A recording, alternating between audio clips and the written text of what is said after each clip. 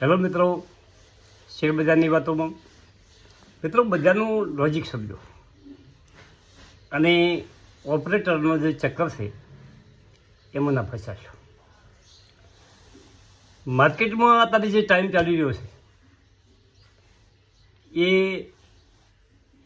જે હોશિયાર રોકાણકારો છે, જે મોટા ઇન્વેસ્ટરો છે, એ કેટલાય સમયથી રાહ જોતા હતા ત્યારે એને આ સમય મળ્યો.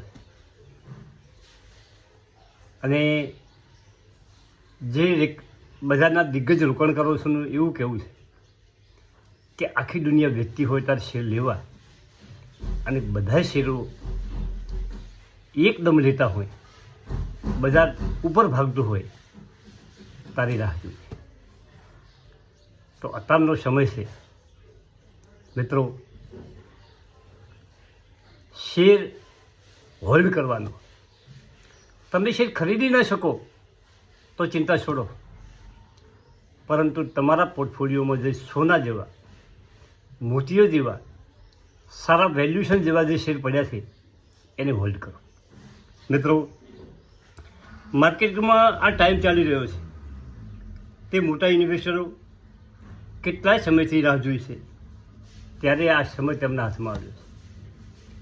કોવિડ વખતે 2020માં સમય આવ્યો હતો, પરંતુ ત્યારે આપણે ગભરાયેલા હતા કે આવનારો સમય કેવો આવશે, કોવિડ કેટલી અસર કરશે. ત્યારે આપણે આ શેર બજાર ઉપર લક્ષ્ય નહોતું કે શેર ખરીદવા, પરંતુ આ તો ઉજ્જવળ સમય છે અને તમારી પાસે સારી ક્વોલિટીના સ્ટોક છે તે ડરીને વેચી રહ્યા છે. ઘણા માણસો વેચી રહ્યા, પરંતુ તમને મારે વિનંતી કરવાની છે કે આ સમયમાં તમારા પાસે ભંડોળ હોય તો તમે ખરીદી કરી શકો છો થોડા સમય પછી ટુકડે, અને તમારા પાસે ભંડોળ ન હોય તો તમારા પોર્ટફોલિયોનો એક પણ શેર વેચશો મત. મિત્રો બજાર કેટલું ઘટશે? દાખલા તરીકે તમારા પાસે બરોડા બેંકનો શેર છે. શું બરોડા બેંક બંધ થઈ જવાની છે?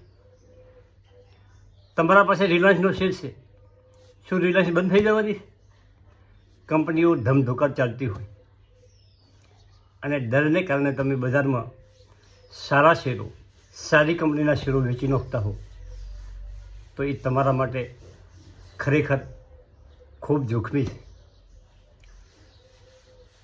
તમારા પોર્ટફોલિયોમાં શેર હશે તો તમે પ્રોફિટ કરી શકશો.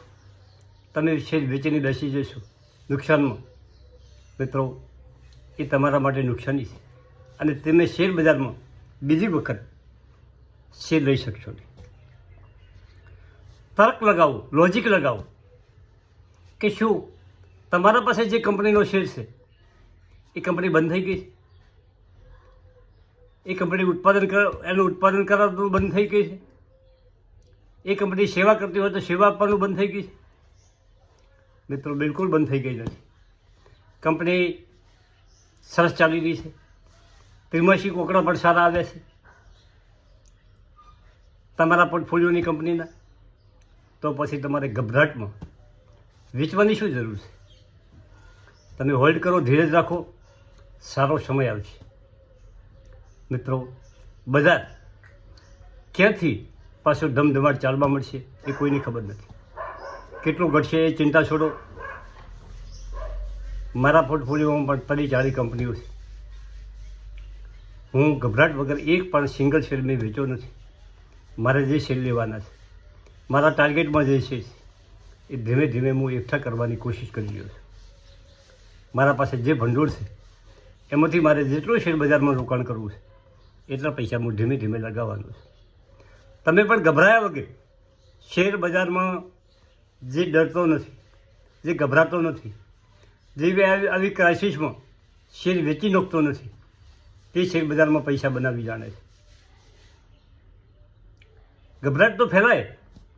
મેં તમને ઘણા મારા શરૂઆતના વિડીયોમાં પણ કીધું હતું કે બજાર જ્યારે હાઈ ચાલતું હોય છે ત્યારે સોશિયલ મીડિયામાં એવા સમાચાર વહેતા હોય છે કે બજાર ઉપર જશે, 30,000 પહોંચશે, 28,000 પહોંચશે અને સતત ઓનો મારો ચાલતો હોય. અને જ્યારે બજાર ઘટતું હોય ત્યારે સતત એવો મારો ચાલતો હોય છે કે બજાર 22,000 થશે, બજાર 21,000 થશે, બજાર 20,000. કોઈ ચિંતા કરવાની નથી. તમારી લીધેલી કંપની, તમે જે કંપની હોલ્ડ કરો છો, તમારા પોર્ટફોલિયોમાં જે કંપની છે એ કંપની સારા વેલ્યુએશનવાળી હોય અને કંપની ધમધોકાર કામ કરતી હોય તો તમારે ગભરાવાની કોઈ જરૂર નથી. મિત્રો, આ સમયમાં ખાસ વાત એ છે કે એક પણ સિંગલ શેર વેચીને શેર બજારમાંથી નીકળી જવું એ મહામૂર્ખામી છે. Thank you. આભાર.